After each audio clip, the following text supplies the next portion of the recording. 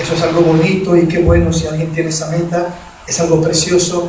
Puede haber la meta de prepararse más como músicos, de sacar nuevos cantos, de tocar diferentes ritmos, diferentes estilos, perfeccionar su estilo de música que tienen. Todas esas cosas son cosas muy bonitas, importantes también, necesarias, sí, pero no son la base. En ningún momento son la base de un ministro de alabanza. Para empezar, una vez más quiero reafirmar la diferencia entre lo que es un músico y un ministro de alabanza. Un músico es una cosa, un ministro de alabanza es otra. Un corista es una cosa, una corista. Una ministra de alabanza es otra cosa. Cuando hablamos de un músico, estamos hablando de alguien que aprende a tocar un instrumento y que toca la música, lo cual es bueno, es importante, es necesario. Pero en este caso esa no debe de ser la meta. La meta debe de ser llegar a algo más.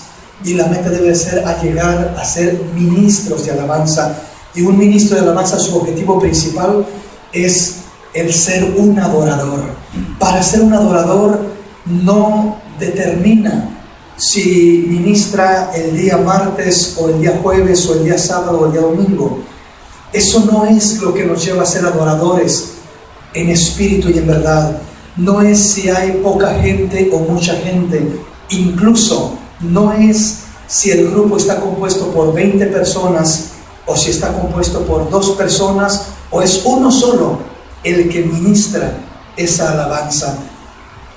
Nada de eso tiene que ver con lo que determina si uno estará convirtiéndose en un verdadero ministro de alabanza, o mejor dicho, como dice acá la palabra, un adorador en espíritu y en verdad.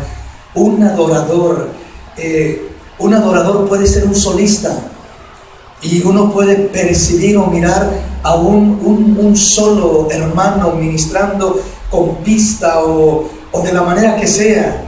En ocasiones aún puede mirarlo hasta sin música, incluso, pero adorando a Dios en espíritu y en verdad. Y esa es la fuente, ese es el objetivo, ese es el fundamento, esa es la raíz de lo que nosotros debemos estar buscando hacer. No perder de vista eso, afirmar y reafirmar ese concepto, ese entendimiento, ese fundamento sobre todas las cosas, de que siempre busquemos tener esa base. Repito, si sabemos nuevos cantos, hermanos, cuando adoramos a Dios y entramos en esa adoración en espíritu y en verdad ya no importa, porque a veces pensamos, bueno, ¿qué es lo que tiene resultado? ¿Qué es lo que da respuesta? ¿Qué es lo que el pueblo quiere? ¿Quiere un estilo al estilo norteño, al estilo tradicional de coritos, al estilo moderno de alabanza y adoración, al estilo este o al estilo el otro? Y en veces creemos que la base esencial está en un estilo, en un ritmo, que si todos ministramos como X grupo o X otro, hay una bendición tremenda, que por esa razón cuando yo lo ministre va a haber la misma bendición, y no necesariamente sucede eso. Por eso en este pasaje estamos mirando la diferencia entre, en este caso, lo que la mujer samaritana decía, cuando ella decía, nuestros padres adoran en los montes, y seguramente había historias gloriosas desde Abraham. Abraham adoraba en los montes. Abraham iba a sacrificar a Isaac en los montes. En el monte Dios le pidió a Abraham, que subiera al monte y ofreciera a su hijo. Eran los lugares altos en los montes donde adoraban los patriarcas en el tiempo antiguo, comenzando con Abraham. Era uno de los lugares. Ahora ya cuando pasó el tiempo y vino Isaac y Jacob y las 12 tribus de Israel, y se constituyó, se estableció la nación de Israel y todo ello, que después ya Salomón construye el templo y todo ello, ya no era en los montes, ya había un lugar de adoración y era el templo más directamente, y ya el pueblo de Israel seguía esa línea, mientras que los samaritanos se quedaron con la línea de Abraham y de muchos de los antiguos que adoraban a Dios en los montes. Era diferente el sistema, era diferente la forma. Y cuando viene la mujer samaritana dice, nuestros padres adoraron en los montes, ustedes los judíos dicen que en el templo, pero cuando venga el Mesías, Él nos va a enseñar si es en el templo, si es en los montes. Y el Señor le dice, mujer, ustedes adoran lo que no saben, nosotros adoramos lo que sabemos, porque la salvación viene de los judíos. Pero te voy a decir una cosa, mujer, la hora viene y ahora es cuando ya no se adorará al Padre ni en los montes ni en el templo, sino en espíritu y en verdad, porque Dios es espíritu y busca adoradores que le adoren en espíritu y en verdad. De esos adoradores se agrada, se complace el Señor. Entonces, hermanos, no nos limitemos, no nos conformamos en si es este estilo, en si es aquel otro, en que si como este grupo o como aquel, porque, hermanos, uno ha mirado estilos aceptables a Dios por medio de Jesucristo. Vosotros también, como piedras vivas, sed edificados como casa espiritual y sacerdocio santo. ¿Qué es lo que somos? Sacerdocio santo. Somos instrumentos, ministros de Dios. Eso es un sacerdote, un ministro, alguien que ministra las cosas santas de Dios. Entonces dice, nosotros también como piedras vivas, un grupo de alabanza, cada grupo de alabanza, cada uno es una piedra viva, no una piedra muerta, sino una piedra viva. Tiene que tener vida en sí mismo, vida de Dios.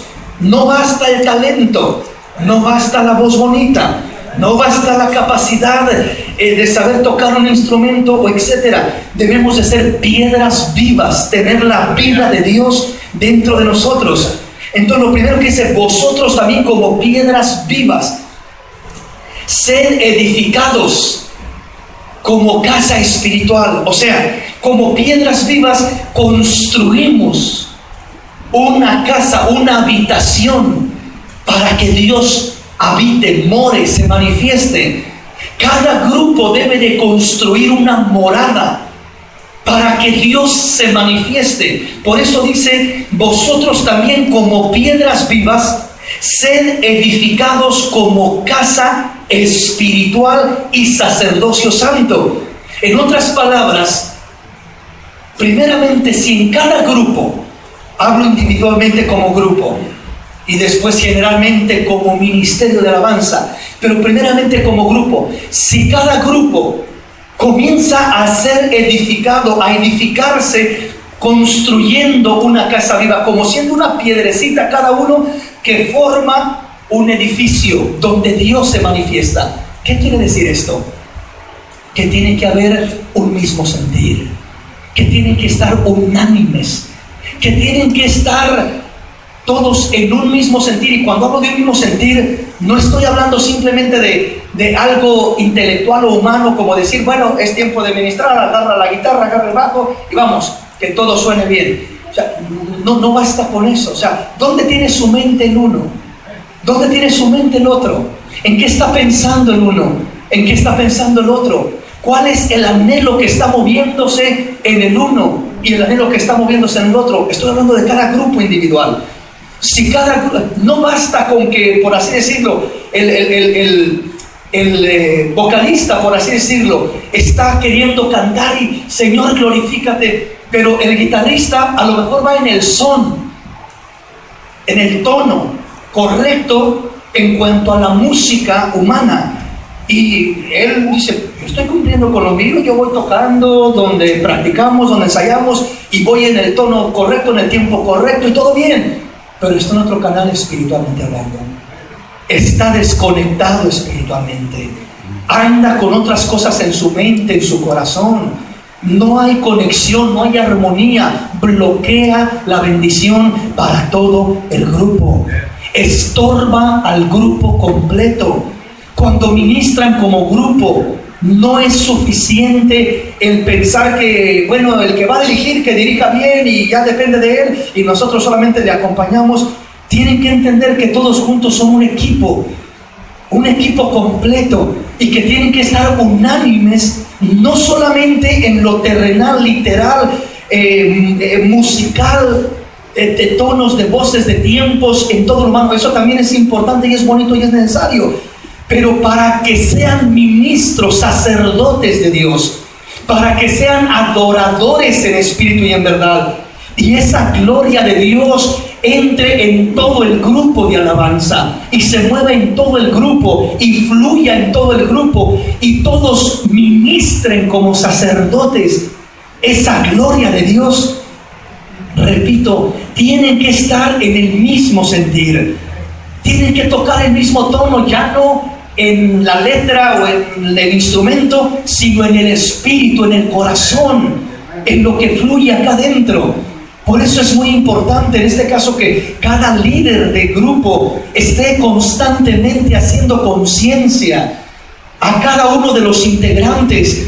¿Recuerdan lo que pasó con Josué en el tiempo antiguo, cuando cierto integrante de su ejército llamado Acán, dice la palabra que de repente tomó lo que no era lícito?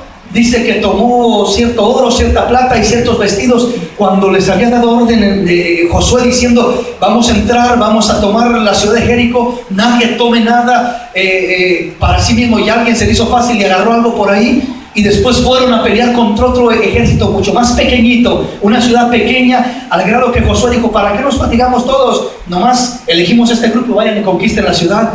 Y fueron derrotados completamente. Y Josué dice: ¿qué está pasando? ¿Cómo es posible?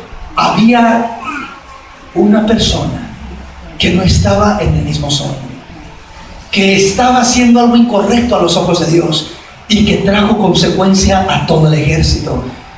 Todo el grupo dependen los unos de los otros. Es necesario que todos estén igual, porque cuando el uno está desviándose en su corazón, en el sentir que realmente hay en ofrecer a Dios aquella ministración, en ser sacerdotes, ministros de Dios, van a echar a perder toda la alabanza del grupo entero, uno solo.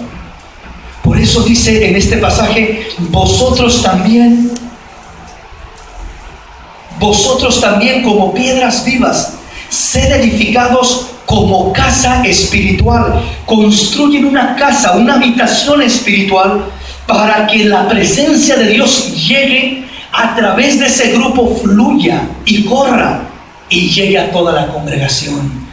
Pero la primera habitación tiene que ser el grupo, tiene que ser ahí donde primero llega, y de ahí fluye la gloria a toda la congregación.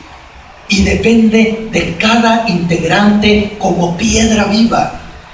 Repito, de otra manera echan a perder el esfuerzo y el sacrificio de todos los demás integrantes, de todos los demás. Por mucho que se esfuerce el otro, en veces uno solo afecta. Por eso es importante estos sacrificios de alabanza, es decir, frutos de labios que confiesa su nombre. Pregunto, ¿todo fruto de labios es un sacrificio de alabanza? No. ¿Por qué razón no? Porque a veces... ¿Alguien tiene una idea? Porque a veces hablamos de algo técnico, por ejemplo, alguien está hablando de su estudio, no es necesariamente espiritual, ¿no? Ok. Hablando de la administración, en este caso cuando se canta, en este caso el Señor dice: así que ofrezcamos siempre a Dios, por medio de Jesucristo, sacrificios de alabanza. Dios quiere alabanza, sacrificios de alabanza. Y luego dice, es decir, fruto de labios que confiese su nombre.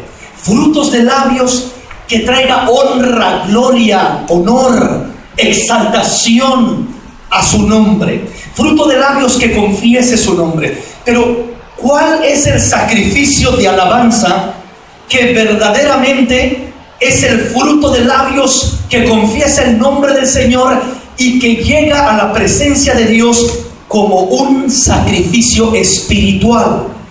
Y no simplemente como un sacrificio vocal, como decíamos, no simplemente como un sacrificio